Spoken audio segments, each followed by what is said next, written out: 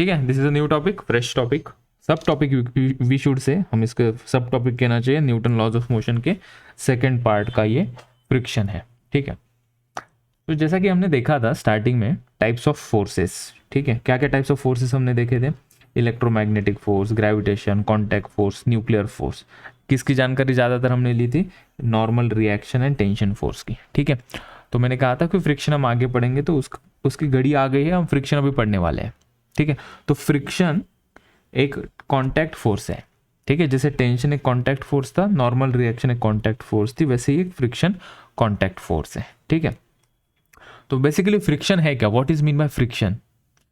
देख सकते हैं कि कोई भी जगह पे हम जाएंगे तो फ्रिक्शन हमें मिलेगा ही मिलेगा। ठीक है, जैसे कि टायर, ये गाड़ी का टायर और ये रोड, उसके बीच में फ्रिक्शन होगा। उसके बाद में जो हवा चलेगी, इस हवा के कारण ये जो बॉडी है उसकी स्पीड कम हो जाएगी। So there is called as air resistance. So air resistance भी एक प्रकार का फ्रिक्शन है, लेकिन वो हम यहाँ पे डील नहीं करने वाले। ठीक है, that comes into the category of wet friction. ठीक है, मीडियम के पार्टिकल का होता है। जो हम यहाँ पे डिस्कस करने वाले हैं वो हल्का फुल्का प्यारा नन्ना मुन्ना सा है, जिसका नाम है ड्राई फ्रिक्शन। ठीक है, तो हालांकि ऐसे ड्राई फ्रिक्शन हम आगे चल के नाम नहीं देंगे, लेकिन तुम लोगों को कैटेगरी वाइज पता हो कि फ्रिक्शन दो प्रकार से हम डिफाइन करते हैं, एक हमारा एयर रेजिस्टेंस वाला फ्रिक्शन और एक हमारे टायर और रोड के बीच वाला फ्रिक्शन। ऐसे दो प्रकार के एग्जाम्पल्स हैं।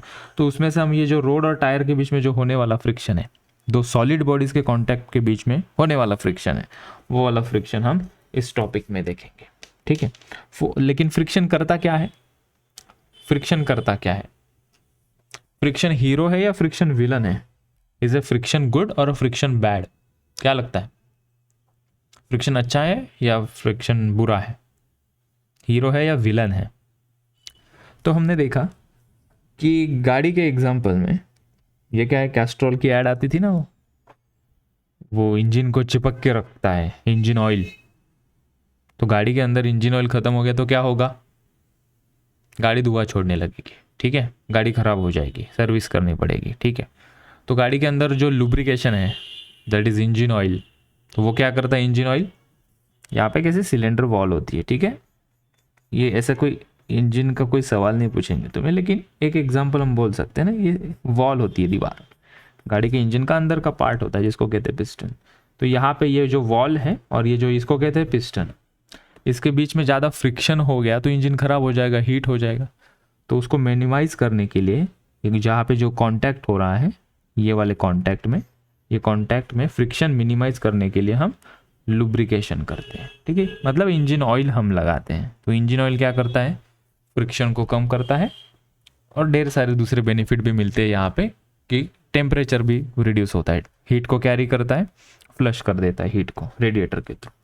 ठीक है, ये वाला एग्जांपल देखो, केले का छिलका नीचे गिरा होगा तो ये आदमी फिसल जाएगा। So in this case friction is bad, in this case friction is bad, less friction is bad we should say. अगर यहाँ पे ये केले का छिलका है, इसका मतलब क्या है, स्लिपरी सरफेस है। स्लिपरी सरफेस का मतलब क्या है कि जो केले का छिलका और ग्राउंड के बीच में जो कॉन्टैक्ट है वो काफ़ी स्मूथ है, उसके ऊपर कोई फोर्स लगाएगा, कम फोर्स में वो फिसल जाएगा। ये नॉट टाई करके रखते हैं हम, वो नॉट टाई क्यों रहती है, बिकॉज ऑफ फ्रिक्शन। एकदम ग्लॉसी ऐसे स्मूथ कोई एक ऐसा धागा होगा, उसको नॉट बांधने की कोशिश करो, वो थोड़ा ढीला ढीला सा हो जाता है, होल्ड नहीं कर पाता। जो किसी बोर्ड के ऊपर या पेपर के ऊपर हम लिखते हैं, ठीक है, which is because of friction. Paper और ये पेंसिल के पार्टिकल्स के बीच में फ्रिक्शन है, तभी तो पेपर के ऊपर पेंसिल के पार्टिकल चिपक सकते हैं। ब्लैक बोर्ड के ऊपर हम चौक से लिखते हैं, which happens because of friction only. Okay, so coming to the core topic, इस फ्रिक्शन के अंदर हमें क्या पढ़ना है। ठीक है, तो फ्रिक्शन का बेसिक हमने समझ लिया, यहाँ से एक्चुअल टॉपिक ग्रिप पकड़ेगा। यहाँ पे हम देख सकते हैं ये एक सरफेस है, ये दूसरा सरफेस है। दो सरफेस जब कांटेक्ट में आएंगे तो अगर हमें दिखने में भी वो प्लेन दिखे, दो सरफेस दिखने में भी हमें कैसे दिखे, प्लेन दिखे, लेकिन एक्चुअली माइक्रोस्कोप के अंदर देखोगे ना तो सरफेस के अंदर ये जो सरफेस दो कांटेक्ट में है, इनके अंदर इरेगुलरिटीज होती है। ठीक है, उबड़ खाबड़ जिसको हम कहते हैं, जिसको हम रफ सरफेस कहेंगे। ठीक है, तो टेक्निकल अच्छा वर्ड क्या है, इरेगुलरिटीज। ये ऊपर वाला सरफेस, ये नीचे वाला सरफेस, इनके बीच में ये जो कांटेक्ट हो रहा है, तो कांटेक्ट हर जगह पे सेम नहीं है, कहीं पे कांटेक्ट बन रहा है, कहीं पे कांटेक्ट नहीं बन रहा है। तो this is called as irregularities. तो अब क्या होगा, कोई भी एक सरफेस को मूव करते हैं रिलेटिवली, एक सरफेस के ऊपर दूसरा सरफेस जो रखा है, तो हम रिलेटिव मोशन करते हैं। लेट्स से इस सरफेस को मैंने यहाँ पे पुश किया, तो मैकेनिज्म अंदर क्या होगा, अंदर की बात सुनो। जब मैं इस ऊपर वाले ब्लॉक को मूव करूंगा तो यहाँ पे क्या होगा, यहाँ पे थोड़ा सा फिसलने के बाद ये सरफेस अगर हम थोड़ा सा और अच्छे से दिखाएं, ये नीचे वाला सरफेस हम किसी दूसरे पेन से अगर दिखा दे यहाँ पे इस प्रकार से, ठीक है। तो इस सरफेस को अगर मैं मूव करता हूँ तो ये यहाँ पे अटक जाएगा ना, ये यहाँ पे थोड़ा क्या हो जाएगा, अटक जाएगा। हम इसको कहते हैं ये इंटरलॉक हो रहा है। ये इंटरलॉक के ऊपर ऐसा कोई सवाल नहीं पूछेगा, लेकिन अंदर के मैकेनिज्म समझ रहे हैं हम इसके, ठीक है। 2 मिनट में इसका मैकेनिक समझेंगे और इसके अंदर की बातें हम फिर अच्छी तरीके से समझ लेंगे, ठीक है। तो ये 2 सरफेस है, एक ऊपर वाला नीचे वाला। ये स्मूथ नहीं होता कोई भी सरफेस, सुपर पॉलिश करने के लिए बहुत मेहनत लगती है। जो हमारे पास नॉर्मल सरफेसेस कोई भी है, 2 ऑब्जेक्ट एक दूसरे के ऊपर रखे हैं, उनके बीच में रफ सरफेस होता है। तो अगर एक बॉडी को हम मूव करते हैं तो मूव करने में थोड़ा ज़्यादा फोर्स लगेगा, अपोजिशन लगेगा, क्योंकि यहाँ पे क्या हो रहा है, इन दोनों के बीच में इंटरलॉकिंग हो रही है, ठीक है। जैसे कि कोई 2 ऐसे थ्रेड्स होते हैं ना, एक दूसरे के अंदर अटक गए हैं, ठीक है, खींचने की कोशिश करो, निकलेंगे नहीं। तो जब ये मूव करेगा इधर तो फोर्स F लगाएगा, ये भी नॉर्मल F फोर्स लगाएगा, तो मुझे थोड़ा सा इसको खींचने में दिक्कत जाएगी। क्यों दिक्कत जाएगी, क्योंकि यहाँ पे ये इंटरलॉकिंग है, थोड़ा लॉक हो गया ना भाई। इसको अगर तुम खींचने की कोशिश करो, ये यहाँ अटक गया, फिर थोड़ा ज़्यादा पुश करने से फिर थोड़ा निकल जाएगा, फिर सरफेस एक दूसरे के ऊपर स्लाइड करने लगेंगे, ठीक है। अगर ऑन द अदर हैंड यही सरफेसेस ऐसे एग्जैक्टली बहुत स्मूथ होते, ये सरफेस एक दूसरे के ऊपर एग्जैक्टली ऐसे स्मूथ होते, तो हम F फोर्स लगाते हैं अगर इसके ऊपर, तो ये स्मूथली स्लाइड कर जाता है इसके ऊपर, ठीक है। तो हम यहाँ पे कहते हैं यहाँ पे फ्रिक्शन मौजूद नहीं है, लेकिन प्रैक्टिकल ऐसा नहीं होता, कोई ना कोई रफनेस होता ही होता है। थेरोटिकल हम कह सकते हैं कि हाँ फ्रिक्शन नहीं है, बहुत स्मूथ सरफेस है। हमने कई बार किया भी है इसके पहले example, considering surfaces are smooth. तो वहाँ पे सरफेसेस कैसे होते थे, इस प्रकार से होते थे, मतलब इनके बीच में कोई सरफेस के बीच में कोई इंटरलॉकिंग ही नहीं है। इंटरलॉकिंग नहीं है तो ये अटकेंगे नहीं तो हाँ कोई फ्रिक्शन प्रोड्यूस नहीं होगा। यहाँ पे on the other hand irregularities है सरफेसेस के बीच में, तो मैकेनिज्म ये क्या कहता है कि ये लॉक हो जाएंगे, तुम्हें थोड़ा और जोर से खींचना पड़ेगा तो फिर स्लाइड होगा एक दूसरे के ऊपर, ठीक है। तो ये रहा इसका कुछ अंदर की बेसिक सी बात, ठीक है। अब यहाँ से हमारा सिलेबस स्टार्ट होता है, सिलेबस में ये कंटेंट यहाँ से आता है, ठीक है। सो फ्रिक्शन के 3 प्रकार हमने गिरा दिए, स्टैटिक फ्रिक्शन, लिमिटिंग फ्रिक्शन और काइनेटिक फ्रिक्शन। ये तीनों फ्रिक्शन को हमें 1 बाय 1 जानना है, ठीक है। तो स्टैटिक फ्रिक्शन नाम से ही पता चल जाता है, 2 बॉडीज जब रेस्ट में होंगी, 2 bodies when are at rest, जो फ्रिक्शन लगेगा उसको कहेंगे हम स्टैटिक फ्रिक्शन, ठीक है। लिमिटिंग फ्रिक्शन मतलब बॉडी जस्ट इतना फोर्स तुमने लगाया कि बॉडी अभी मूव करने लगेगी। क्या करेगी, अभी बॉडी मूव करेगी। बॉडी कब मूव करेगी, तुम फोर्स लगाओगे, तो एट दैट टाइम जो फ्रिक्शन लगेगा उसको कहेंगे लिमिटिंग फ्रिक्शन। और बॉडी अभी चलने लगी, बॉडी चलने लगी मतलब हमने फोर्स लगाया, एक सरफेस के ऊपर दूसरा सरफेस को फोर्स लगाया, ये मूव करने लगा। So when the body moves, friction की वैल्यू थोड़ी चेंज हो जाती है, उस फ्रिक्शन को हम कहते हैं काइनेटिक फ्रिक्शन, ठीक है। तो एक ही बॉडी के ऊपर डिफरेंट सिचुएशन में 3 प्रकार के फ्रिक्शन फोर्स लग सकते हैं, that is static, limiting and kinetic friction force, ठीक है। इसी को हमें डिटेल में देखना है, इसी को हम अभी क्या करते हैं, डिटेल में देखते हैं, ओके। तो इसके पहले हम आगे चले, यहाँ पे हम इसको कंप्लीट कर देते हैं कि what is mean by static friction, ठीक है। इसको हमने लिखा आगे, acts when body is at rest. Body जब रेस्ट में जो फ्रिक्शन लगता है उसको कहते हैं हम स्टैटिक फ्रिक्शन। लिमिटिंग फ्रिक्शन किसको कहेंगे, ये मैक्सिमम होती है, पहले डेफिनेशन तो लिख लेते हैं हम, बाकी मैं एक्सप्लेन करूंगा, चिंतक कोई बात नहीं। It is called as maximum limit of static friction, maximum limit of static friction. Kinetic friction ये कब लगता है, when body is in motion. तो रफली हमें थोड़ी आइडिया आ गई यहाँ से कि इनका मीनिंग क्या है एक्चुअली में, मतलब आगे चल के टर्मिनोलॉजी अगर हम यूज करेंगे तो थोड़ा ये डेफिनेशन हमें हेल्प करेगी, ठीक है। तो जानते हैं सबसे पहले static friction which is acting on a body which is at rest, तो उसको थोड़ा सा इन डेप्थ जानते हैं। तो आगे आते हैं, हम यहाँ पे हेडिंग लगाते हैं बच्चों, आवाज आ रही है मेरी, स्टैटिक फ्रिक्शन पढ़ा रहा हूं अभी, ठीक है। स्टैटिक फ्रिक्शन हमने हेडिंग लगा दिया। एक एग्जांपल लेता हूँ, ठीक। एक सरफेस है, यहाँ पे कोई बॉडी रखी है, ओके। उसका मास m मान लेते हैं, बॉडी फिलहाल रेस्ट पे है, ठीक है। कॉन्सेप्ट पढ़ा रहा हूँ, ध्यान देना सभी लोग, ओके। फिलहाल अगर मैं कहता हूँ कि यार इसकी एफबीडी निकालो, फ्री बॉडी डायग्राम निकालो, जिसको एफबीडी नहीं आता ना वो चुल्लू भर पानी में डूब जाए, अभी कोई चारा नहीं है, ठीक है। मास m है, एफबीडी में क्या आएगा, दो फोर्सेस लगेंगे, एक mg नीचे लगेगा और एक नॉर्मल रिएक्शन ऊपर लगेगा। हमने कहा फाइन, कोई प्रॉब्लम नहीं, ठीक है। अच्छा, फ्रिक्शन हो ना हो कोई फर्क नहीं पड़ रहा है अभी, ठीक है। लेकिन अगर हम ऐसे सिचुएशन देखते हैं अभी, ठीक है, let's say this is example A, I am trying to convey you a message using few examples. तो इसी को ही फिर से हम ले लेते हैं, इस बॉडी को हम ले लेते हैं फिर से, ये यहाँ पे हमने रख दिया, ठीक है। और in this time what I am doing, I am applying some external force F here. मैंने एक एक्सटर्नल फोर्स यहाँ पे एफ लिखा, ठीक है। और मैंने यहाँ पे बोला कि ये रफ सरफेस है, this is a rough surface, ठीक है।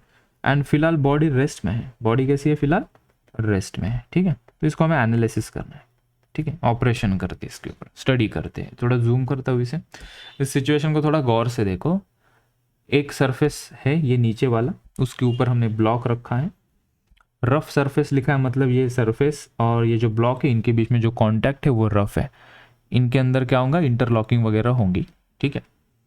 जब हम इसको मूव करेंगे तो कोई गारंटी है क्या ये मूव होगा ही होगा, हम कहेंगे नहीं। अगर यहाँ पे हम कहते हैं कि ये स्मूथ है, अगर हम यहाँ पे एक सेकंड के लिए मैं यहाँ पे स्मूथ लिख दूँ तो मैं श्योरली कह सकता हूँ कि कुछ भी little amount of force will move this body, ठीक है। क्योंकि ये सरफेस से कोई इंटरलॉकिंग प्रोड्यूस नहीं होगी, ये अटकेगा नहीं कहीं पे, तो ये एक्सेलरेट करने लगेगा तुरंत, इसका एक्सेलरेशन तुरंत होगा। लेकिन इस स्मूथ सरफेस को मैंने हटा दिया और मैंने बोला कि ये रफ सरफेस है, not the smooth surface, this is a rough surface, ठीक है।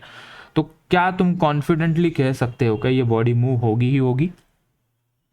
हमने एक्सपीरियंस किया है, घर के अंदर हमारा कबर्ड वगैरह होता है, हेवी होता है काफ़ी, तो तुम हाथ से ऐसा पुश करने की कोशिश करो, पुश होता है क्या वो? You have to push it very much harder, ठीक है, थोड़ा ज़्यादा पुश करना पड़ता है। क्यों? क्योंकि नीचे जिस फ्लोर पे वो कबर्ड रखा है वो रफ सरफेस है, ठीक है। तो हमें कुछ कंडीशन बतानी पड़ेगी ना कि कितना मिनिमम फोर्स तुम लगाओगे ताकि ये बॉडी चलेगी। क्यों ऐसा? क्योंकि फ्रिक्शन फोर्स लगेगा, फ्रिक्शन फोर्स इसको मूव करने नहीं देगा, ठीक है। तो वो कॉन्सेप्ट हम पढ़ रहे हैं, ठीक है। तो मूव कब होगी बॉडी, बॉडी मूव कब होगी और बॉडी रेस्ट में कब रहेगी, ठीक है। तो पहले, सबसे पहले फर्स्ट थिंग फर्स्ट, अगर मैं यहाँ पे फोर्स लगा रहा हूँ, फ्रिक्शन कहाँ लगेगा? इस ब्लॉक के ऊपर फ्रिक्शन कहाँ लगेगा? आगे की तरफ लगेगा ऑप्शन 1, या पीछे की तरफ लगेगा ऑप्शन 2,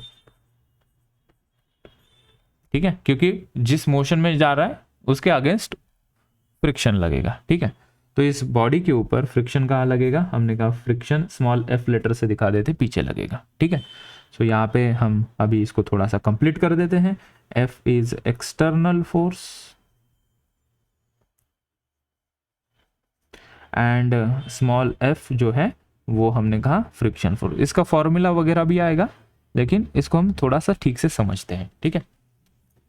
ओके, तो इसके अगर हमने दो कंडीशंस बना दिए, ठीक है, कंडीशन हमने बना दी, कंडीशन यहाँ पे सिंपल कंडीशन हमने बना दी ऐसे एरो करके, ठीक है।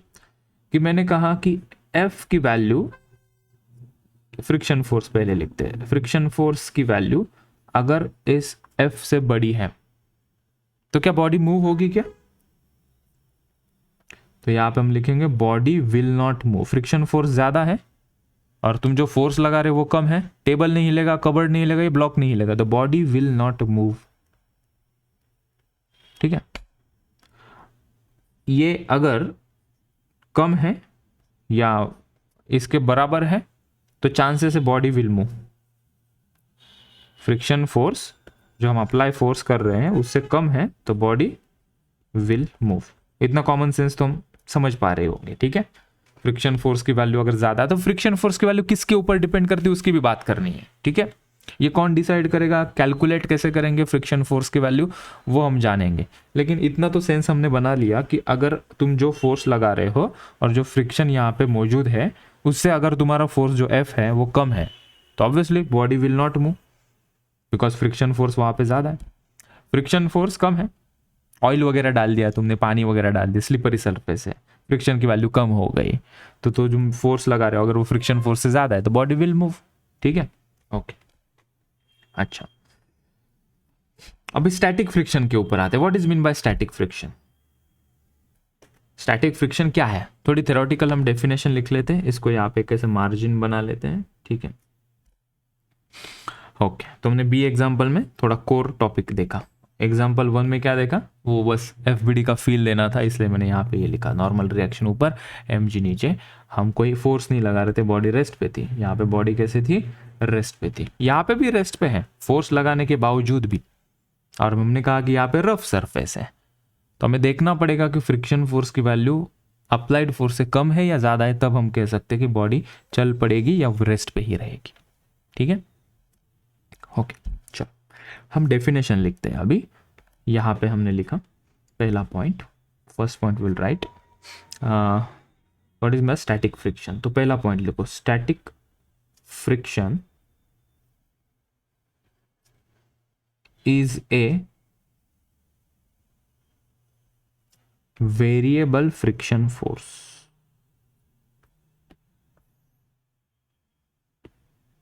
यहाँ पे okay, so static friction is a variable friction force. सब कुछ समझ में आएगा, पकड़ के रखना है सभी, एक एक पॉइंट अगर ठीक से पकड़ लोगे at the end of the lecture सभी की चीजें समझ में आएंगी। ठीक है, तो static friction is a variable friction force. ठीक है, ये पहला पॉइंट हमने लिखा। दूसरा पॉइंट इसके अंदर लिखते हैं। ओके, दूसरा पॉइंट हम लिखने से पहले एक एग्जांपल लेते हैं ताकि ये जस्टिफाई हो कि ये वेरिएबल का मतलब क्या है, वेरिएबल फ्रिक्शन फोर्स का मतलब क्या है। ठीक है, it's better will go to the next page, एक ही पेज पे हम क्लटर नहीं करना चाहते, तुम कंटिन्यू करना वही पेज पे, मेरे पास अभी ये चीज़ें मौजूद हैं, I can use this technology, so I am taking this point 1 on the next page. ठीक है, हम अभी एक्चुअल फील लेते हैं क्वेश्चन का। ठीक है, इस क्वेश्चन का हम एक्चुअल फील लेते हैं। एक एग्जांपल लेता हूं मैं, बहुत गौर से ध्यान देना यहाँ पे। ठीक है, वही जो पिछला एग्जांपल हमने लिया था, बस यहाँ पे हम वैल्यूज ले लेते हैं। ठीक है, कि बॉडी का मास मान लो 2 kg है, बॉडी का मास 2 kg है, हम इसको खींचेंगे F फोर्स से। ठीक है, और यहाँ पे एक म्यू की वैल्यू गिवन होती है, वो भी मैं बताऊंगा म्यू की वैल्यू क्या होती है। लेट्स से वो यहाँ पे 0.3 है। ठीक है, एक केस हम यहाँ पे देखते हैं, एक टर्म आती है, एक टर्म हमें यहाँ पे समझना जरूरी होगा, स्टैटिक फ्रिक्शन का ही पार्ट है ये, जिसको हम कहते हैं लिमिटिंग फ्रिक्शन फोर्स। इसको क्या कहते हैं हम, लिमिटिंग, जो हमने सेकंड यहाँ पे दिया था नाम लिमिटिंग फ्रिक्शन फोर्स, उसको स्टैटिक फ्रिक्शन फोर्स समझाने के लिए हमें यहाँ पे मेंशन करना पड़ेगा। ठीक है, क्या लिखा था हमने लिमिटिंग फ्रिक्शन के अंदर, maximum limit of static friction, मतलब ये स्टैटिक फ्रिक्शन से ही जुड़ा हुआ है, तो हमें स्टैटिक फ्रिक्शन समझाते समझाते लिमिटिंग फ्रिक्शन भी समझना होगा और दोनों साथ में ही अंडरस्टैंड करने होंगे। ठीक है, तो मैं समझा रहा हूँ अभी देखो, तो यहाँ पे what is mean by limiting friction force, वो हम लिखते हैं लिमिटिंग फ्रिक्शन फोर्स। ठीक है, इसको ये ऐसे कर देते हैं। ठीक है, ये साइड में लिखते हैं ताकि मतलब यहाँ पे डेफिनेशन वगैरह इसको लिखे और इसको मैं एक्सप्लेन करूँ यहाँ पे। ठीक है, तो एक बार ही हम लिमिटिंग फ्रिक्शन फोर्स की जानकारी ले लेते हैं। ठीक है, पहले हम डेफिनेशन लिख लेते हैं इसके, ताकि हमारे पास एक थ्योरेटिकल कॉन्सेप्ट आ जाए। इसको कहते हैं मैक्सिमम लिमिटिंग फ्रिक्शन फोर्स। क्या होता है, maximum limit up to which the static friction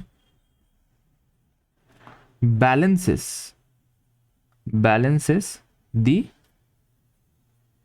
external force acting on the body। ठीक है, ये उसकी थ्योरेटिकल कुछ डेफिनेशन होती है। ठीक है, ओके। अभी लिमिटिंग फ्रिक्शन फोर्स हम पहले मैथमेटिकली निकाल लेते हैं, फिर इकट्ठा समझाता हूँ। लिमिटिंग फ्रिक्शन फोर्स है ना, वो नॉर्मल रिएक्शन के ऊपर डिपेंड करता है, नॉर्मल रिएक्शन। ठीक है, इसलिए मैंने पिछले के पेज में एक FBD निकाली थी। ठीक है, and limiting friction force depends on, हम नीचे लिखते हैं एक पॉइंट ताकि तुम लोग ठीक से समझ लो, ठीक है। लिमिटिंग फ्रिक्शन डिपेंड्स ऑन, ये किसके ऊपर डिपेंड करता है? Limiting friction force, normal reaction. Normal reaction क्या होती है? ये नीचे mg लगेगा, यहाँ पे नीचे क्या लगेगा? mg, ऊपर क्या लगेगा? नॉर्मल रिएक्शन लगेगी, ठीक है। एफबीडी मैंने कंप्लीट नहीं किया है, लेकिन दो फोर्स लगेंगे वो मैंने दिखा दिया। लिमिटिंग फ्रिक्शन फोर्स किसके ऊपर डिपेंड करेगा? नॉर्मल रिएक्शन के ऊपर, ठीक है। And nature of the surface, and nature of the surface, मतलब सरफेस के ऊपर डिपेंड करेगा कि बहुत स्मूथ सरफेस है, दोनों रफ सरफेस है, तो मटेरियल के ऊपर डिपेंड करेगा। हमें उससे मतलब नहीं, हमें किससे मतलब है? हमें इसके फॉर्मूला से मतलब है, ठीक है। ये डिपेंड करता है, ठीक है, डिपेंड करता होगा, साइंटिस्ट लोगों ने निकाला होगा। लिमिटिंग फ्रिक्शन फोर्स का फॉर्मूला अगर हम लिखेंगे, वो नॉर्मल रिएक्शन के ऊपर डिपेंड करता है, is equals to mu into N. हमें सबसे पहला फॉर्मूला इस टॉपिक का मिला, समझा रहा हूँ भाई साहब, ठीक है। इसके अंदर म्यू क्या होता है? एन तो हम समझते हैं, N is nothing but normal reaction, N is normal reaction, ठीक है। Normal reaction is equals to M G, N is equals to M G, मतलब इन दिस सिचुएशन जितना ज़्यादा वेट होगा उतनी ज़्यादा नॉर्मल रिएक्शन होगी और उतना फ्रिक्शन फोर्स होगा, ठीक है। नॉर्मल रिएक्शन जितनी ज़्यादा होगी, नॉर्मल रिएक्शन ज़्यादा कब होगी? जब मास ज़्यादा होगा। इसलिए तो कबर्ड नहीं हिलता जल्दी, टेबल पे जो छोटी चीज़ रखी है वो इजीली मूव कर सकते हैं, लेकिन कबर्ड को मूव करना थोड़ा डिफिकल्ट जाता है, क्योंकि नॉर्मल रिएक्शन ज़्यादा हो जाती है, मास ज़्यादा तो नॉर्मल रिएक्शन भी ज़्यादा इन दिस सिचुएशन, ठीक है। और ये म्यू क्या है? नॉर्मल रिएक्शन तो समझते हैं, इस म्यू को क्या कहते हैं? What is this mu? किसी को पता है? इसको कहते हैं कोएफिशिएंट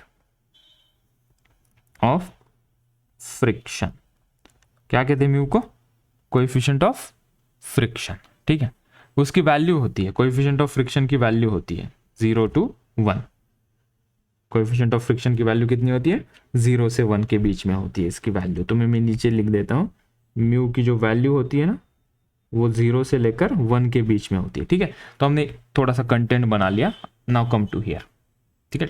चलो अभी यहाँ पे हम लिमिटिंग फ्रिक्शन फोर्स की वैल्यू निकाल लेते हैं, ठीक है। यहाँ पे देखो, अभी इस म्यू को मैं समझाता हूँ। म्यू क्या है? अभी जस्ट मैंने कहा कोएफिशिएंट ऑफ फ्रिक्शन है, उसको कोई यूनिट नहीं होता है, कोएफिशिएंट ऑफ फ्रिक्शन को कोई यूनिट नहीं होता है, ठीक है। म्यू की वैल्यू जितनी ज्यादा होगी, मतलब फ्रिक्शन उतना ज्यादा लग रहा है, फ्रिक्शन उतना ज्यादा लग रहा है, रफ सरफेस है उतना, ठीक है। तो म्यू की वैल्यू जितनी ज्यादा उतना ज्यादा फ्रिक्शन लगेगा, बराबर है बात। म्यू की वैल्यू अगर 0.2 है मतलब सरफेस थोड़ा स्मूथ है, म्यू की वैल्यू 0.1 है तो उससे भी और स्मूथ है, म्यू की वैल्यू 0.9 है मतलब थोड़ा रफ है, ठीक है। मैक्सिमम कितनी हो सकती है म्यू की वैल्यू? 1, क्योंकि वो कोएफिशिएंट होता है, ठीक है। यहाँ पे मुझे लिमिटिंग फ्रिक्शन बताओ, ठीक है।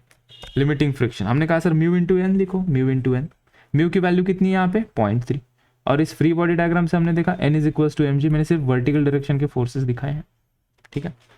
n is equals to mg लिख सकते हैं वर्टिकल फोर्स में, n is equals to mg। तो इस n की जगह पे हमें कितना लिखना चाहिए? 2 इंटू 10, ओके। कितना आएगा ये आंसर? 3 टू द 6 न्यूटन, ठीक है। अच्छा अभी पकड़ो, अभी यहाँ से पिक्चर असल में से यहाँ से शुरू होती है, ठीक है। लिमिटिंग फ्रिक्शन फोर्स की वैल्यू आई 6 न्यूटन, ठीक है। चलो अभी एक गेम खेलते हैं, एक बढ़िया सा गेम खेलते हैं, ठीक है। ये जो F फोर्स है, F अप्लाइड फोर्स है, ये उसकी वैल्यू हम पुट करते हैं कुछ, ठीक है। 2-3 वैल्यूज हम उसकी लेते हैं, ठीक है। सबसे पहले हमने लिया if F is equals to let's say 2 newton, F is equals to 2 newton. इस ये जो F फोर्स है उसको मैं 2 न्यूटन से खींच रहा हूँ, F फोर्स को 2 न्यूटन, इस ब्लॉक को मैं 2 न्यूटन के फोर्स से खींच रहा हूँ, ठीक है। फ्रिक्शन कहाँ लगेगा? अगर मैं यहाँ पे फोर्स लग रहा हूँ, फ्रिक्शन कहाँ लगेगा? पीछे लगेगा, अपोजिट डायरेक्शन में, ठीक है।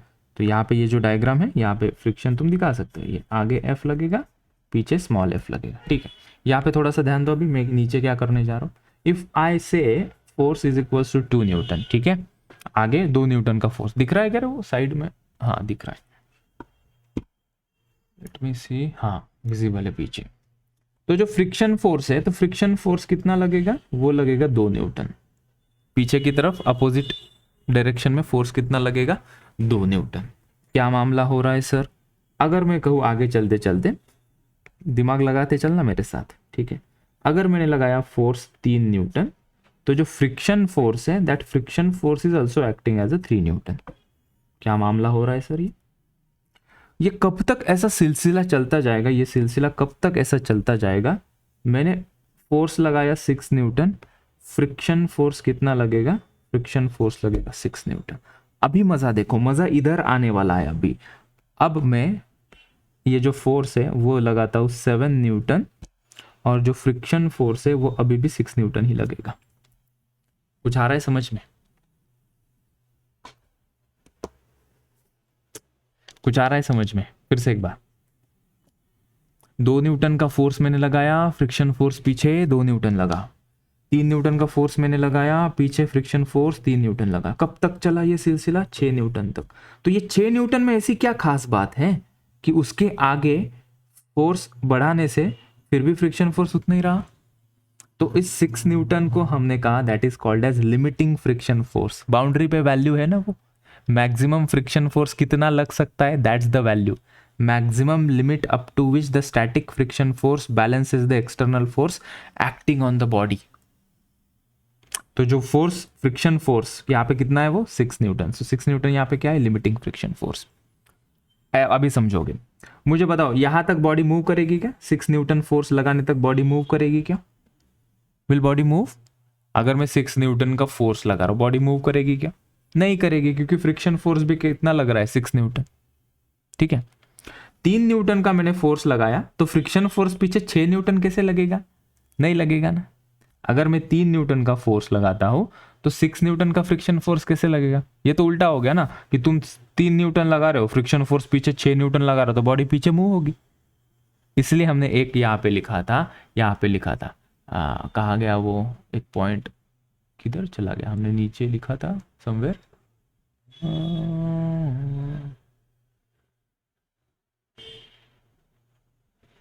Is a variable, static friction force is a variable force. कहा गया वो सेंटेंस का? हाँ, ये वाला ऊपर ही लिखा है, static friction is a variable friction. रंग बदलू गिरगिट है। स्टैटिक फ्रिक्शन फोर्स कैसा है? रंग बदलू गिरगिट। मतलब स्टैटिक फ्रिक्शन फोर्स की वैल्यू वेरी होती है। 2 न्यूटन का फोर्स मैंने लगाया, 2 न्यूटन का फ्रिक्शन फोर्स पीछे लगाएगा। तुम 3 न्यूटन लगाओगे, वो भी फ्रिक्शन फोर्स पीछे 3 न्यूटन लगेगा। सेल्फ एडजस्ट करता है, इसलिए हमने इसको क्या कहा? वेरिएबल फ्रिक्शन फोर्स है। सेल्फ एडजस्ट करेगा। कहाँ तक एडजस्ट करेगा वो? 6 न्यूटन तक। और वो 6 न्यूटन, इस वैल्यू को हमने क्या कहा? उस वैल्यू को हमने कहा लिमिटिंग फ्रिक्शन फोर्स, राइट। फिर उसके आगे क्या होगा? उसकी औकात खत्म हो गई, फ्रिक्शन फोर्स की औकात खत्म हो गई, लिमिट खत्म हो गई उसकी। जब मैंने 7 न्यूटन का फोर्स लगाया, फ्रिक्शन फोर्स कितना लगा? 6 न्यूटन ही लगेगा। तो किस कंडीशन में बॉडी मूव होगी? तो हमने कहा यहाँ से यहाँ तक, ये जो देख रहे हो तुम, यहाँ पे बॉडी कैसे रहेगी? Body will be at rest. Body will be at rest. Body move करनी है तो तुम्हें कितना फोर्स लगाना पड़ेगा? कम से कम हम कहेंगे 6 न्यूटन, या 6 न्यूटन से ज़्यादा ही फोर्स हमें लगाना पड़ेगा। तो हमने यहाँ पे देखा, यहाँ पे body will move, body will move. ठीक है, तो ये कॉन्सेप्ट है लिमिटिंग फ्रिक्शन फोर्स की। मुझे बताओ समझ में आया बच्चों? ठीक है, तो 1-2 पॉइंट्स हम इसके बारे में और लिख लेते हैं। ठीक है, यहाँ पे तो जगह नहीं है, हम यहाँ पे लिखते हैं उसके बारे में। 1-2 नोट्स यहाँ पे लिख लेते हैं, नोट। ठीक है, पॉइंट उसके अंदर हम लिखेंगे static friction force, static friction force is a self adjusting friction force। कहाँ तक सेल्फ एडजस्ट करता है ये खुद को? अप टू लिमिटिंग, हाँ वो 6 न्यूटन क्या था? लिमिटिंग फ्रिक्शन वैल्यू, या लिमिटिंग फ्रिक्शन फोर्स को, उस वैल्यू की जगह पे तुम फोर्स ये वर्ड भी पुट अप कर सकते हो। ठीक है, इट्स वेरी सिंपल थिंग। ठीक है, यहाँ से स्टार्ट किया हमने, मैंने बताया कि ये FBD ऐसे ड्रॉ करते हैं, फॉरगेट अबाउट दिस, सिंपल सा ड्रॉ किया था। ये यहाँ पे देखो, यहाँ पे अगर हम F फोर्स लगाते हैं तो बॉडी मूव होगी क्या? वो डिपेंड करेगा कि फ्रिक्शन फोर्स की वैल्यू कितनी है। फ्रिक्शन फोर्स की वैल्यू अप्लाइड फोर्स से ज़्यादा है, कितना भी धक्का लगाओ, तुम्हारी ताकत कम पड़ रही है, तुम्हारा फोर्स कम पड़ रहा है, बॉडी मूव नहीं होगी। कब बॉडी मूव होगी? जब फ्रिक्शन फोर्स से तुम ज़्यादा फोर्स लगाओगे तब।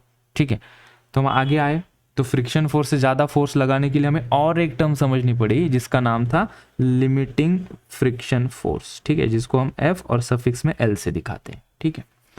तो लिमिटिंग फ्रिक्शन फोर्स क्या होता है, वो एक वैल्यू होती है फ्रिक्शन फोर्स की, maximum value up to which the body balances the external force. मतलब यहाँ पे हम देख सकते हैं कि लिमिटिंग फ्रिक्शन फोर्स की मैक्सिमम वैल्यू यहाँ पे 6 न्यूटन आई थी। क्यों 6 न्यूटन आई थी, क्योंकि हमने फॉर्मूला डिराइव किया, यहाँ पे डिराइव नहीं किया, हमने लिख लिया डायरेक्टली। लिमिटिंग फ्रिक्शन फोर्स का फॉर्मूला म्यू इंटू एन, ठीक है। एन क्या है, नॉर्मल रिएक्शन। नॉर्मल रिएक्शन कैसे निकालेंगे, फ्री बॉडी डायग्राम से नॉर्मल रिएक्शन निकालेंगे। यहाँ पे कितनी आई नॉर्मल रिएक्शन, n बराबर mg, n is equals to mg।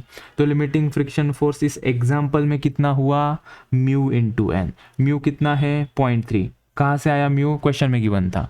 Mu क्या होता है, म्यू को कहते हैं कोएफिशिएंट ऑफ फ्रिक्शन। क्या होता है वो, एक नंबर होता है खाली। क्या इंडिकेट करता है, म्यू की वैल्यू जितनी ज़्यादा उतना ज़्यादा रफ सरफेस, उतना ज़्यादा फ्रिक्शन। कितनी मैक्सिमम हो सकती है वैल्यू, 1 हो सकती है। सर अगर वैल्यू 0 है मतलब सरफेस स्मूथ है, फ्रिक्शन है ही नहीं। ओके, तो हमने लिमिटिंग फ्रिक्शन फोर्स की वैल्यू निकाली, म्यू की वैल्यू 0.3 रखी, normal reaction mg which is 2 into 10, 6 Newton हमें आंसर मिला। 6 न्यूटन से क्या पता चला, वो समझने के लिए हमने कंसिडर किया कि चलो मान लो कि ये जो तुम खींच रहे हो वो फोर्स है 2 न्यूटन का, तो बॉडी मूव होगी क्या, हमने कहा नहीं होगी। क्यों नहीं मूव होगी, क्योंकि फ्रिक्शन फोर्स पीछे लगेगा। कितना लगेगा, 6 न्यूटन लगेगा क्या, हमने कहा नहीं, वो भी 2 न्यूटन लगेगा। क्यों, क्योंकि वो सेल्फ एडजस्टिंग है। Friction force is a variable force which is self adjusting. कैसे कैसे सेल्फ एडजस्टिंग है, कि तुम 2 न्यूटन का फोर्स लगाओगे, पीछे से 2 न्यूटन लगेगा, 6 न्यूटन नहीं लग सकता ना, गलत हो जाएगा ना। यहाँ पे 2 न्यूटन और यहाँ पे 6 न्यूटन, तो बॉडी पीछे मूव करने लगेगी, पीछे का फोर्स ज्यादा हो जाएगा, 6 न्यूटन पीछे ज्यादा, अनबैलेंस्ड फोर्स हो जाएगा। 3 न्यूटन फोर्स लगाओगे तो वो एडजस्ट कर लेगा फ्रिक्शन फोर्स, वो भी 3 न्यूटन कर लेगा। Action is equals to reaction, ऐसा समझ सकते हो।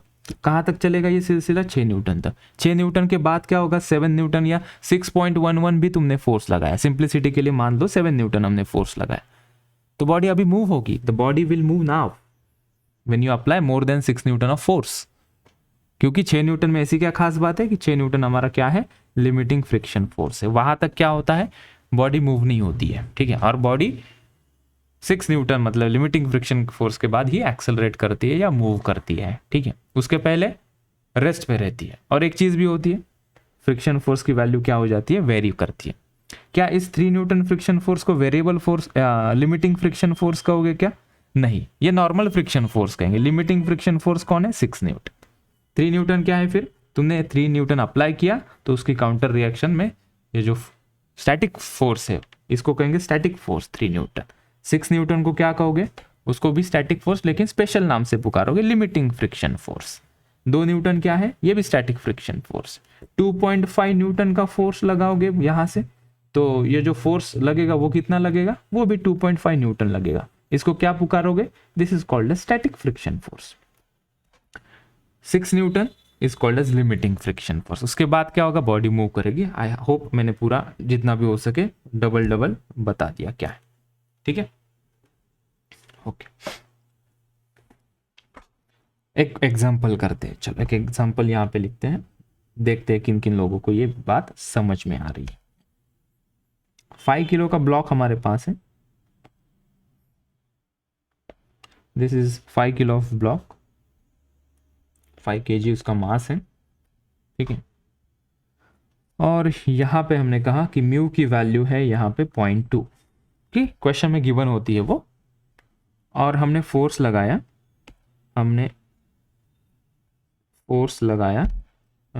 लेट्स से 8 न्यूटन फोर्स लगाया हमने। सबसे पहले नंबर 1 8 न्यूटन, फिर हमने फोर्स लगाया यहाँ पे मान लो 20 न्यूटन, हाँ 2 फोर्स लगाए, ठीक है। और क्वेश्चन में हमने पूछा in which case body will accelerate and how much will be the acceleration, ठीक है। ये कॉन्सेप्ट तुम्हारा क्लियर कर देगा यहां से, ठीक है। इस क्वेश्चन को हम नेक्स्ट पेज पे लेकर जाते हैं।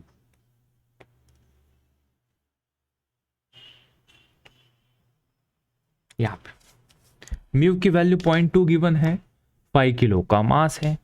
ये जो सरफेस है, ये सरफेस और ब्लॉक के बीच में जो म्यू की वैल्यू है, म्यू की वैल्यू ही गिवन होती है 0.2, और हम फोर्स लगा रहे पहली बार 8 न्यूटन। फिर देखना है हमें बॉडी मूव करती है क्या, अगर मूव करती है तो कितने एक्सेलरेशन होगा। 20 न्यूटन बाद में लगा रहे हम, छोड़ दिया, बाद में 20 न्यूटन लगाया, 20 न्यूटन से मूव हो रही है क्या, वो हमें देखना है। तो सबसे पहले करना क्या होगा हमें चेक करने के लिए कि बॉडी मूव होगी या नहीं होगी, क्या लगता है क्या करना पड़ेगा बच्चों, right. So let's find limiting friction force. सबसे पहले हम क्या करेंगे, यहाँ पे हम फाइंड आउट करेंगे limiting friction force, limiting friction force. ठीक है, कैसे फाइंड आउट करेंगे, कोई फॉर्मूला बताएगा लिमिटिंग फ्रिक्शन फोर्स का। जस्ट हमने पीछे लिखा था, क्या लिखा था वो, म्यू इनटू एन। ठीक है, म्यू पता है हमें कितना, यहाँ पे 0.2। नॉर्मल रिएक्शन निकाली जा सकती है, यस और नो, बताओ निकाल के कितनी आएगी। ऊपर एन, नॉर्मल नीचे m g, right. So N is equals to M g. So जो एम जी की वैल्यू वही नॉर्मल रिएक्शन होगी, 5 इंटू 10। जी की वैल्यू सहसा अपन दहागे तो सो ये आ गया 50 न्यूटन। वो आप पुट कर देंगे 0.5 इंटू 50, कितना आएगा ये, सो ये 10 न्यूटन आएगा। ठीक है, सो लिमिटिंग फ्रिक्शन फोर्स की वैल्यू हमें मिल गई यहाँ से। अभी ये हमारा इंडिकेटर है, ये हमारा क्या है, इंडिकेटर। मतलब यहाँ से हम बता सकते हैं अभी कि 8 न्यूटन पे क्या होगा। क्या बोल सकते हो क्या 8 न्यूटन पे क्या होगा,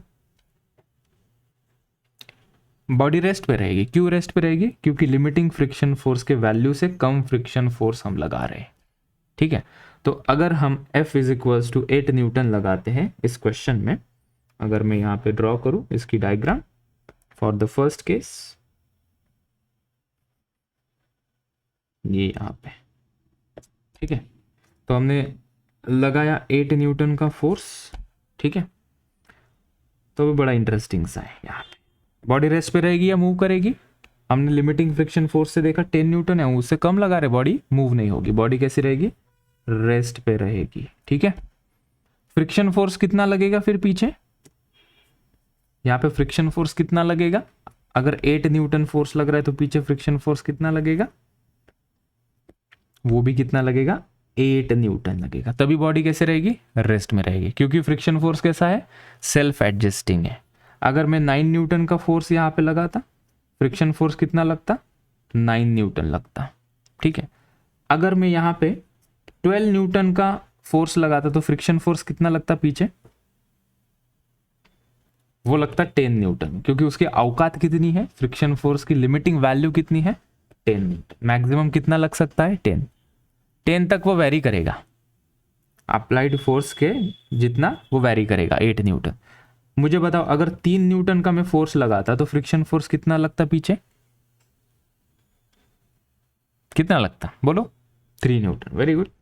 अगर मैं 4.5 न्यूटन का फोर्स लगाता तो फ्रिक्शन फोर्स कितना लगता, वो भी 4.5 न्यूटन, राइट। कब तक चलेगा ये सिलसिला, 10 न्यूटन तक। ठीक है, क्योंकि उसकी मैक्सिमम वैल्यू, इसीलिए तो हम लिमिटिंग फ्रिक्शन फोर्स निकालते। लिमिटिंग फ्रिक्शन फोर्स निकालने से दूध का दूध पानी का पानी पता चलता है हमें। ठीक है, चलो निकाल लिया। सेकंड केस 2 में यहाँ पे हम निकालते हैं, यहाँ पे हम निकाला for F is equals to 8 newton, हमने ये लिख लिया। इसको हम क्या करते हैं, थोड़ा एडजस्ट करते हैं,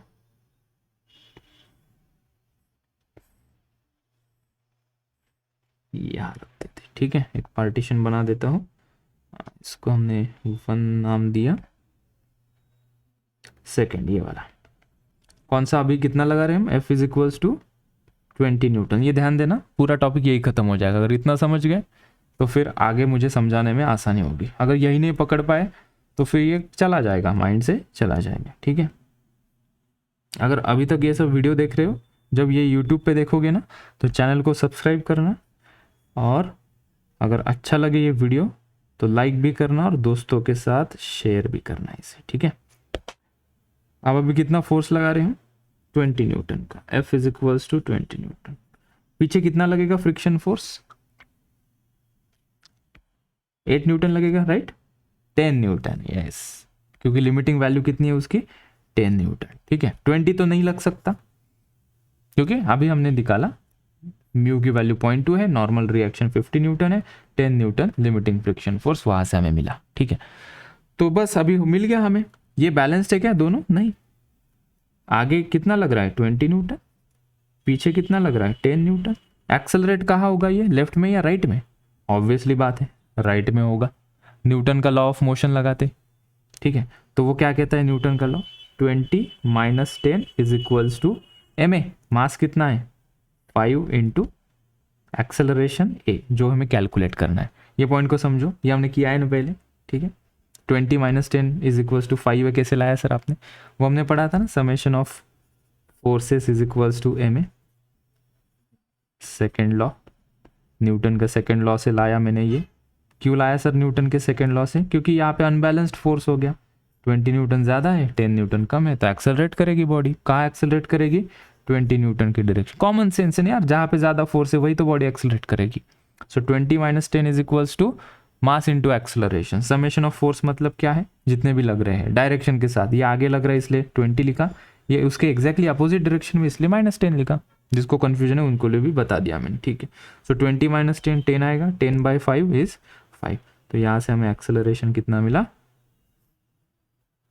कितना मिला acceleration 2 metre per second, actually 5 नहीं 2 मीटर पर सेकेंड स्क्वायर। ठीक है, तो कितने सिंपल सवाल। तो एक बार कॉन्सेप्ट समझ में आया ना, तो ये बहुत ही हल्का लगता है फिर। हाँ ये ऐसा है, लिमिटिंग फ्रिक्शन फोर्स निकालो, चेक करो अप्लाइड फोर्स लिमिटिंग से कम है या लिमिटिंग से ज़्यादा है, तो हम यहाँ पे बोल सकते हैं कि वेदर बॉडी विल मूव और विल नॉट मूव। ठीक है, सो एक्सेलरेट भी करेगी और कितने से एक्सेलरेट करेगी ये भी हमने यहाँ पे निकाल दिया। ठीक है, तो फर्स्ट केस में बॉडी रेस्ट पे रहेगी, इन the second case it will accelerate.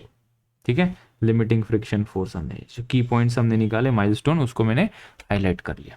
और एक क्वेश्चन करते तो तुम्हें वो कॉन्फिडेंस दे देगा। और let's take the second example, simple ही रखता हूँ आज के लेक्चर में, और सभी लोग इसको थोड़ा सा रीड करते जाएं।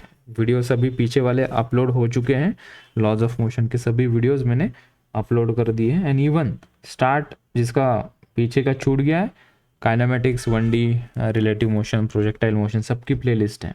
तो जब भी यूट्यूब पे जाओगे ना, एक आदत लगा देना, अपना चैनल खोलोगे और सीधा सीधा प्लेलिस्ट वाले सेक्शन में जाओगे तो तुम्हें आसानी जाएगी। और सिंपल टेलीग्राम पे अपन ने प्लेलिस्ट का लिंक बना दिया ना, वहाँ से जाने का सीधा। ठीक है, तो एक बार ये हैबिट लग गई, मसल मेमोरी में आ गई चीज़ें, तो मैं वो आसान जाता है। ठीक है, जब तक कोई चीज़ पता नहीं होती तो हम उसको क्या करते, अवॉइड करते रहते, जाने दे, कौन यूट्यूब पे जाए, कौन सर्च करे, कहाँ मुझे मिलेगा, कहाँ मैं सर को, कुछ नहीं। टेलीग्राम पे जाने का, लिंक पे क्लिक करने का, जैसे मैं वीडियो अपलोड करता हूँ वैसे वहाँ पे दिखते जाएंगे। ठीक है, लेक्चर 1, लेक्चर 2, नोट्स भी हैं, तो नोट्स भी कंप्लीट करो।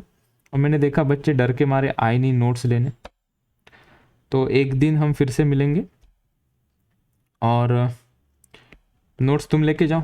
5-6 बच्चे आए थे, उनको मैंने नोट्स दे दिया है। तुम्हारे नोट्स कंप्लीट भी नहीं है, यू शुड शो अप। ठीक है, इतना डरने का नहीं, तुम डर रहे हो मतलब तुम्हारे दिल में खोट है। तू तो गाँव को गया है इसलिए नहीं आया होगा, तू पता है मुझे। ठीक है, तो किसी से डरना नहीं है और झूठ नहीं रहना है। जो झूठा होता है वो डरता है। ठीक है, हम झूठे नहीं रहेंगे और किसी से डरेंगे भी नहीं। किसी से डरेंगे नहीं मतलब किसी को मारने नहीं जा रहे हैं। ठीक है, निडर होके हम ऑनेस्ट रहेंगे। तो चलो एक एग्जांपल 2 kg, यहाँ पे म्यू की वैल्यू दे देता हूँ।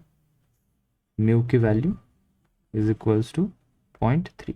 और जो थोड़ा सा बोल्ड बिहेव करेगा ना, मतलब सुनेगा, बात को बोलेगा, खुद होके रिस्पॉन्ड करेगा, भला उसका ही होगा। ठीक है, जो चुप चुप के बैठेगा, कुछ करेगा भी नहीं, सामने भी नहीं आएगा, ये करते रहेगा, वो तो बैक फुट पे रहेगा। तो लाइफ में तुम बैक फुट पे रहना चाहते हो या फ्रंट फुट पे रहना चाहते हो, ये तुम्हारे बिहेवियर से ही पता चलता है।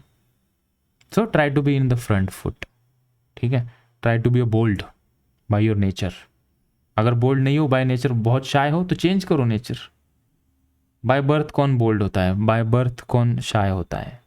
तुम कंडीशनिंग करते रहते हो ब्रेन की, मुझे ये नहीं आता, ये नहीं आता, ये सुपीरियर है, मैं इन्फीरियर हूँ, ये मेरे लिए नहीं, ये उसके लिए। तो तुम कंडीशनिंग क्यों करते हो भाई?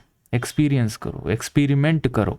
Life is all about experiment. तुम एक्सपेरिमेंट नहीं करो, तुम प्रीजुडियस माइंड से रहते हो, ये ऐसा ही होता है, ये वैसे ही होता है, तो हम क्यों कहें, हम क्यों पार्टिसिपेट करें, हम क्यों आंसर दे क्लास में, कोई दूसरा मेरे लिए दे देगा।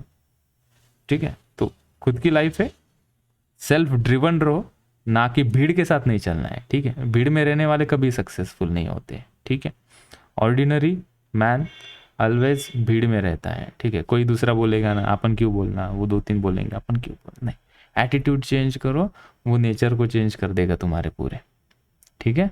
और लाइफ वैसे ही मिलते जाते हैं, तुम खुद को चेंज करो, उस तरीके की लाइफ तुम्हें मिलती है। डोंट एक्सपेक्ट कि लाइफ चेंज होगी तो मैं चेंज होऊंगा, तुम खुद से अंदर से चेंज होगे, सर्कमस्टांसेस चेंज होते हैं। इसको कहते हैं law of attraction, scientifically proven है, हवा में बातें नहीं है, मैंने खुद ने एक्सपीरियंस किया है, इसलिए तुम लोगों के साथ शेयर करता। तो एज अर्ली एज पॉसिबल ये चीज़ें जब तक समझ में आए बहुत अच्छा होगा।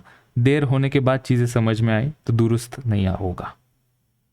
अगर तुम्हें रियलाइज़ हुआ फर्स्ट ईयर सेकेंड ईयर में, यार मैं अभी बहुत मेहनत, क्या फ़ायदा, एडमिशन हो चुका होगा घटिया कॉलेजेस में, अगर मार्क्स अच्छे नहीं आए घटिया कॉलेज में एडमिशन हो गया होगा, तब जाके रियलाइजेशन होने में क्या फ़ायदा भाई। तुम पीछे थोड़ी ना 12th स्टैंडर्ड में आके फिर से थोड़ी ना कॉम्पिटिटिव एग्ज़ाम दे सकते हो। उम्र निकल जाएगी, टाइम निकल जाएगा, सर्कमस्टांसेस चेंज हो जाएंगे, कोई तुम्हें कहे वापस कोई रिपीट करने नहीं देगा कि भाई जहाँ मिल रहा है वहाँ एडमिशन ले ले, तेरी औकात ही इतनी है, लिमिटिंग फ्रिक्शन फोर्स बन जाओगे, वैसे नहीं होगा। तो यू शुड बी लिमिटलेस, ठीक है। तो खुद की औकात खुद डिफाइन करेंगे यार, खुद की औकात क्यों कम कर ले रहे हो तुम लोग। बी बोल्ड, पार्टिसिपेट करो क्लास में, होमवर्क करते जाओ, जो मैं एक्टिविटीज़ बोलता हूँ वो करते जाओ, उत्साह बढ़ेगा खुद का अंदर से, ठीक है। ये कोई इतना बर्डनसम नहीं है, इजी होता है। तुम्हें लगता है वो बर्डन है पूरी चीज़, क्योंकि तुमने बना के रखा है, वैसे आदत लग गई है। ऑनलाइन क्लासेस वो तुम्हारे स्कूल में घटिया तरीके से सिखाते हैं, इसलिए तुम्हारी आदत यहाँ पे लग गई है। क्लास 12 के बच्चे दमदार रिस्पॉन्स देते, तुम लोग इतने ये हो गए ना, तुम्हारी 10th स्टैंडर्ड की एग्जाम नहीं होती, तुम्हें लगता है कि नहीं अभी कुछ नहीं है, बहुत डैमेज हो गया। क्यों डैमेज करके लेना खुद को। Be self motivate, self driven चाहिए। अपनी गाड़ी है, अपनी लाइफ है, अपन खुद चलाएंगे, किसी के ऊपर डिपेंड क्यों रहना, इंडिपेंडेंट होना चाहिए। तो ये सभी चीज़ें करोगे तो at the very young age you will be financial independent. उसके लिए चल रहा है ये बाकी सब कॉम्पिटिटिव एग्जाम वगैरह छोड़ दो। You should be a financially independent, and this is the very shortcut of becoming financial independent. Education ये शॉर्टकट है, इसके पीछे क्यों भागते हैं हम। इंजीनियरिंग मेडिकल क्यों करना है। You get a good salary, good business, good money at the age of 27. Imagine करो, you have plenty of money. फिर कैसी लाइफ होगी तुम्हारी, बहुत आसानी से। And at the age of 35 you are still struggling for basic needs. गाड़ी नहीं ले पा रहे हो, घर नहीं ले पा रहे हो, फ़ोन नहीं ले पा रहे हो जैसा चाहिए वैसा, फिर वो लाइफ चाहिए क्या। घिसते रहेंगे 40-45 साल तक, ठीक है। ये शॉर्टकट है ब्रो, शॉर्टकट है। अभी मेहनत करो, it's like an investment. Invest your time in studying, whether it is boring, interesting, कैसी भी हो, क्योंकि ये तुम्हें कमा के देगा पैसे। अगर कोई और टैलेंट है तो बात अलग है, तुम्हें लगता है कि मेरे पास ये दूसरा टैलेंट है वो मुझे पैसे कमा के देगा, गो विद दैट। यहाँ पे टाइम बर्बाद मत करो। लेकिन कोई दूसरा एक्स्ट्राऑर्डिनरी स्किल नहीं है, this is the only weapon we have with us, education. कितने 1-2 साल ही मेहनत करनी है। 10वीं तक कहा घंटा मेहनत की हमने, स्कूल था, भीड़ में चल रहे थे 10th में तो वैसे ही गेट खोल दिया उन्होंने, पास हो गए, ठीक है। तो अप्रोच सीरियस रखो, अभी तुम कॉम्पिटिटिव नेशनल लेवल में कम्पीट कर रहे हो, ठीक है। तो वैसा एटीट्यूड चाहिए। अगर एटीट्यूड पूरा हमारे नेट प्रैक्टिस का ही है तो एक्चुअल मैच में कैसे परफॉर्म करेंगे। बेसिक चीज़ें आगे बताऊंगा, अभी इसको कंप्लीट करते हैं। चलो एक्सटर्नल फोर्स लगा देते हैं 5 न्यूटन, और क्वेश्चन हम वही बना देते हैं पीछे वाला। In which case the body will accelerate and how much will be the acceleration. 5 newton और दूसरा ले लो 7 न्यूटन। देखो 5 न्यूटन और 7 न्यूटन से ये बॉडी हिलती है कि नहीं, check yourself. Yes good. So limiting friction force निकालेंगे ना सबसे पहले, F L mu into N, mu की वैल्यू 0.3 गिवन है, नॉर्मल रिएक्शन mg के बराबर होगी, n is equals to mg। Yes, so 0.3 into mass is 2 into ये 10, ठीक है, that is 6 newton. So 6 newton तक बॉडी विल नॉट मूव, ठीक है। So f is equals to 5 Newton, body will be at rest, body will be at rest, hence the acceleration would be 0. Yes, and the second thing we can say, अगर हम force 7 Newton का लगा देंगे तो हम देखते हैं कि body will move because limiting friction force is 6 Newton only. So you are applying a 7 Newton of force, friction force 6 Newton लग रहा है, तो ऑब्वियसली बॉडी विल एक्सेलरेट। तो 7 minus 6 is equals to m. Mass कितना है 2, acceleration कितना है 7 minus 6 कितना 1, 1 is equals to 2 into m. तो एक्सेलरेशन कितना हुआ यहाँ से 1/2, that is 0.5 metre per second square. This is the acceleration. In the second case acceleration is 0.5। Double double क्यों लिखना, ऑलरेडी लिखा है मैंने यहाँ पे, ये देखो, ठीक है। तो ये फ्रिक्शन की शुरुआत है। आगे चल के कल के लेक्चर में हम देखेंगे काइनेटिक फ्रिक्शन क्या होता है। एक ग्राफ हम ड्रॉ करेंगे काइनेटिक फ्रिक्शन में। बॉडी जब मूव करती है तो एक्चुअली में फ्रिक्शन की वैल्यू रिड्यूस हो जाती है, ठीक है। तो वो फंडा हम कल देखेंगे। और 2 प्रकार के क्वेश्चन यहाँ पे बनेंगे। एक ब्लॉक ऑन ब्लॉक वाला जो यूजुअली नीट और जेई में पूछा जाता है, बहुत सारे कॉम्पिटिटिव एग्जाम में इस प्रकार के क्वेश्चन हमें देखने को मिलेंगे। फिर हम यहाँ पे एक ब्लॉक रखेंगे, पुली से ये दूसरा ब्लॉक यहाँ पे लटका देंगे, ठीक है। यहाँ पे कहेंगे कि ये वाला सरफेस स्मूथ है और यहाँ पे फ्रिक्शन होगा, मासेस गिवन होंगे, एक्सेलरेशन कितना और किस डायरेक्शन में होगा, ये दोनों चीज़ें हम बोलेंगे, ठीक है। तो चलो फिर कल मिलते हैं आज के लेक्चर में।